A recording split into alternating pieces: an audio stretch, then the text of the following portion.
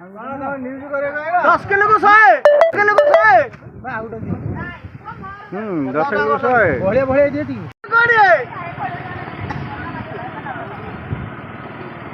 आने दे आसु जो बरोबर बसा केते भाई केते भाई केते पंथने गोड़िए किलो गोड़िए ना 1.5 किलो गोड़िए धरो भाई धरो कि भली ମାନେ ପାଗ ଖରା ହେଲା ଯେ ମାଛ ପଇଲେ ନଯିବ ହେଲା କି ହେଲା ମାଛ ଅଧିକା ପରେ ଆଉ କଣ କରାଯିବ ଆଜି କିଲୋ ପ୍ରତି କେତେ ବିକା ହଉଛି କିଲୋ ପ୍ରତି 10 କିଲୋ 10 ଆଗରୁ ଥରେ ମାଛ ଶସ୍ତା ହେଇଥିଲା କେଜି 10 ହେଇଥିଲା ଶସ୍ତା ହେଇଥିଲା ବର୍ଷା ପାଗ ହେଇଯିବାରୁ ବେପାର ନବାର ଶସ୍ତା ହେଇଗଲା ପୁଣି ଆଜି ବି ସେଇଆ ଅବସ୍ଥା କିଲୋ 10 ଯିଏ ଆପଣ ପଡ଼ିଥିଲେ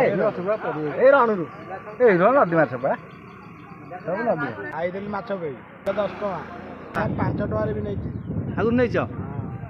ଆଉ ଆଜି କେତେ କିଲୋ ନଉଛ ଆଜି 5 କିଲୋ ନଉଛ